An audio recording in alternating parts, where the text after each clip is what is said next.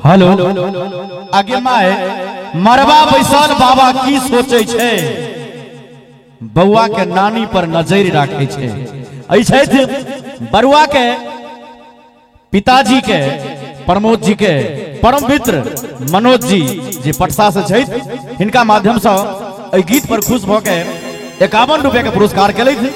हम समस्त कलाकार इनका बहुत बहुत धन्यवाद दै छियन, कोटि कोटि धन्यवाद दै छियन। बोले मिथिला धाम की रेडी।